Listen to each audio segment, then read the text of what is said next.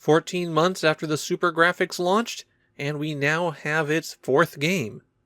The system is really picking up speed now. Aldynes is easily the best original game on the SuperGrafx. Of course, when you consider the other 2 original games, that really isn't saying much. For those who need a refresher at this point, the SuperGrafx was an enhanced PC engine. Kind of a PC Engine Pro. The key differences between the original PC Engine and the SuperGrafx were that the SuperGrafx had a second copy of the PC Engine's graphics chip, and it had a bit more memory. It also had a significantly higher price tag.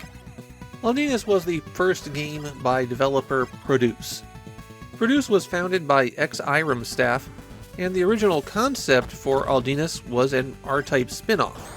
I think you can still see a little bit of that in the design, too. Produce wasn't exactly a high-profile company, and they wound up working with Hudson quite a bit.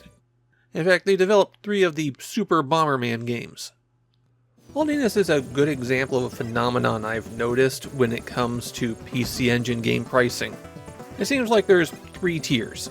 Relatively cheap, those are the common games and undesirable ones, and these are typically under 2,000 yen. The sought-after games that tend to run around 7,000 to 9,000 yen. If I talk about a game that looks pretty good and don't mention its price, it probably falls in this range. And then there's the eye-wateringly expensive PC Engine games. Aldynes is the perfect combination of incredibly rare and desirable, and so if you want a proper copy with the cardboard outer sleeve, then copies start at around 50,000 yen and go up from there. Aldynes definitely falls under the platinum tier of PC Engine games. The plot of Aldynes is that in the distant year of 2020, aliens attack the Earth. Hiroko, a fox's boyfriend, was killed in this initial bombardment, and so she hops into her Aldynes fighter craft to go blow up aliens for revenge. I need to get this out of the way first. Aldynes is hard. And I mean difficult on a level that I've rarely encountered. I turned the game on, I got past the first stage, quickly died on the second, so I decided to restart and get more coverage, and then I couldn't clear the first stage again for 35 minutes. There's 2 compounding factors that make Aldynes extra difficult. The first is that when you die, you go back to a checkpoint and lose all of your power-ups. And naturally, you die in one hit from anything. Now that's a common problem among many shoot-'em-ups of the era. You die, lose all of your power-ups, and then become so ineffective that it becomes next to impossible to go on. Aldynes takes this a step further, because the power-up distribution, at least on the first 3 stages, is absolutely awful. 2 of the 4 primary weapons appear just a single time in those 3 stages, and the options, which are absolutely required in order to survive, are almost as rare. Same thing for speed-up abilities. Your default speed is too slow to effectively dodge anything, and if you're lucky, there might be 1 speed-up between you and the boss after you die. Which takes me to problem 2. Aldynes is really unfair with a lot of its attack patterns. Particularly the bosses, but there's a few other cases where you'll get shot the moment an enemy appears. The boss's attack patterns require that you know about them in advance. For many of the big attacks, you might have a 1/10 of a second to avoid them. You will die the first time you encounter some of these things, and the second time, and the third, and fourth, and fifth, because you get 1 shot at it, and if you screw up, you're thrown way back, and have to survive on even less. Power-ups are dropped by regular enemies that are flashing, and the power-ups are just little capsules. S is for speed up, and P increases your primary weapon power. There are 5 levels of weapon power, which you can conveniently see at the bottom of the screen.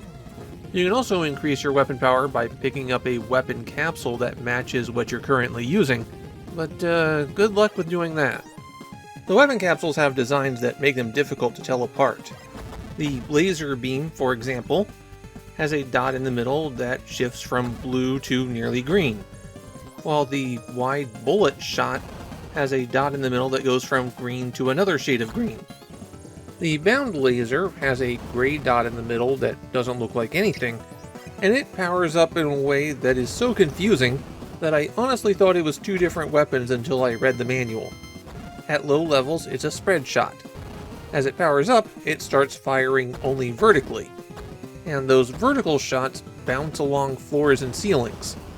This weapon is practically required in certain sections of the game. There's also a fire laser that can shoot behind you, but I never saw it. The other significant power-up are the options, or shuttles as they're called in this game. You can have up to 4 of these companions, and they have 2 different methods of attacking, which you switch between by pressing button 1.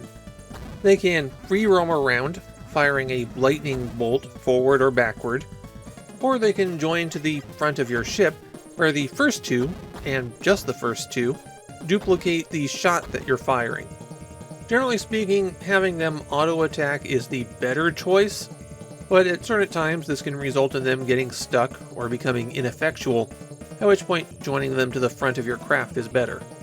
There's one more tool at your disposal, and it's one that's almost completely useless. You can press and hold button 2 to charge up a very, very small shield in front of your ship. This will absorb shots as well as damage anything that comes into contact with it.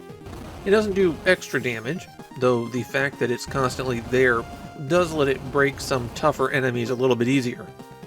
When you release the button, the shield just goes away. There's no super shot or anything like that. Just by the nature of the game, it is almost always better to shoot down what's coming at you rather than try to block it, and so you're better off mashing that fire button, or turning on your auto fire as the case may be. In fact, I strongly recommend you use the auto fire here, because Aldynes is a game that requires that you mash fast and continuously. I found 2 common sentiments when looking over Japanese players' opinions on Aldynes. First, it's an absolutely gorgeous game, and really you can't dispute that. In terms of looks, this might be the most effective use of the SuperGrafx. Second, the game is next to impossible and no one can beat it. My feeling on Aldynes as a shoot-'em-up is, I don't think it's very good. It's not a total stinker, and it's not really the difficulty that turns me off, although my problems with the gameplay kind of result in the difficulty. The way power-ups are distributed is very poor. For example, right before the first boss, the last weapon pickup that comes out is one that's almost totally ineffective against it. Haha, great joke, but why would you even do that on stage 1? And really that carries forward to all of the power-up distribution. It feels like they're handed out in a way to maximize annoyance instead of improve the gameplay flow.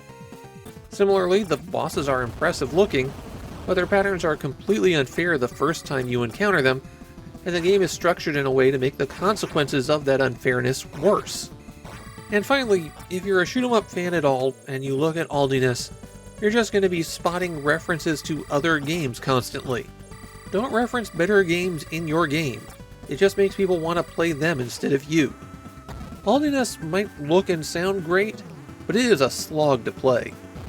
And I definitely wouldn't pay the price that they ask for to get this one.